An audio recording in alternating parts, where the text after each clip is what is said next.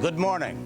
This is the day the history books will record as the day they signed the Agreement on Ending the War and Restoring Peace in Vietnam. That is the official title, and this is Saturday, January 27th, 1973.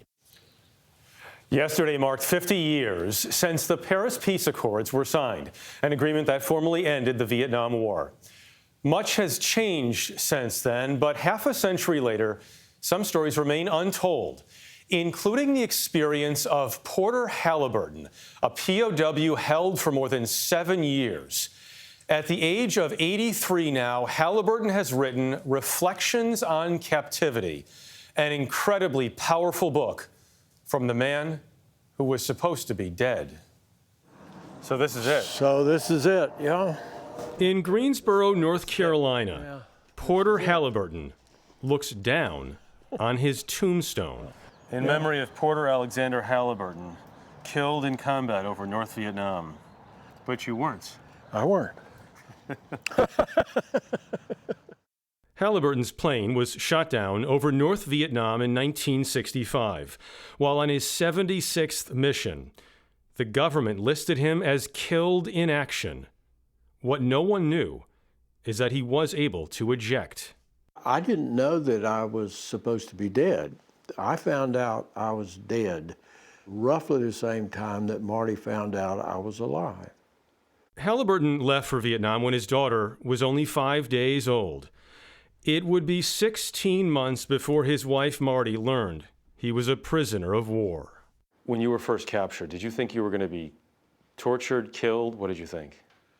I didn't know. It was all so uncertain. And so I was determined to try and survive for my family, mostly.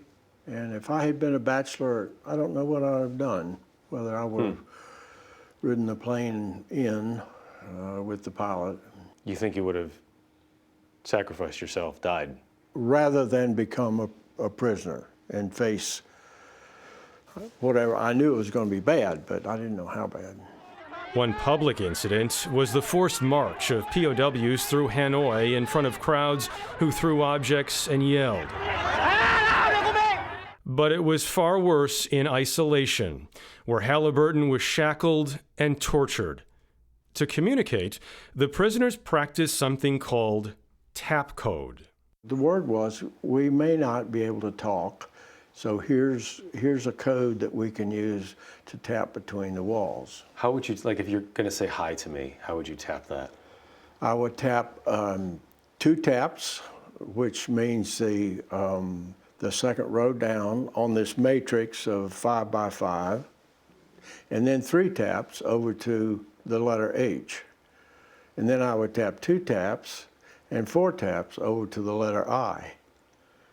You said the reason why you were able to be so effective, whether it was tap code or other things, is it because the Vietnamese didn't understand American culture and American humor?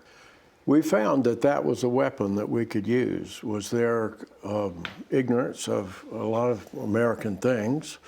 They didn't know what a middle finger meant, and so we used that anytime there were cameras.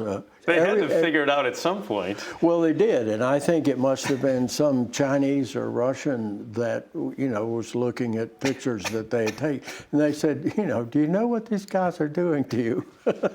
When he continually refused to divulge information, the North Vietnamese finally did something they thought would break him. Paired him up with a black prisoner. That was their idea of a worse place to put me in, a young Southern white boy. They thought that race relations were so bad in the U.S. That pairing you up, a white man with a black man, was going to be disaster. Well, and then telling me that I had to be his servant, I had to be his caregiver, I had to do everything for him. Which is something that you embraced. I did. Halyburton and fellow prisoner Fred Cherry became lifelong best friends.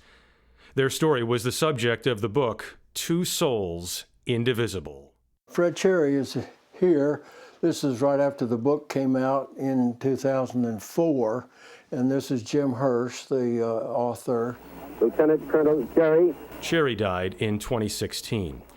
Both he and Halyburton survived in Vietnam by accepting the physical pain and changing their mental outlook. I was on an emotional roller coaster. And at some point I said, there's nothing I can do to get home any earlier than when it happens. And so I'm not going to worry about it. I'm going to worry about what I can. And so I developed what I called long-term, non-specific optimism. Long-term, non-specific optimism. Right. I'm going home sometime, but I ain't worrying about when it is. When Halyburton was finally released, shortly after the Paris Peace Accords were signed, it was front-page news. 570 Americans captured by the Vietnamese communists in almost a decade of war have now been freed. Halyburton returned to Vietnam 25 years later with Marty. Neither had any idea what to expect. The people of Vietnam, I didn't want them to know who I was. I didn't want them to know I was an American. And so I finally had to say that I was American. And they said, America #1, and they put their thumb up. Marty Halyburton ended up making frequent trips back and even began teaching English as a second language classes to Vietnamese. Today in Greensboro, beyond writing Reflections on Captivity, Porter Halyburton has a book of poetry coming out. But none of those words, as good as they are as profound as the ones on a piece of stone that Halyburton visits from time to time.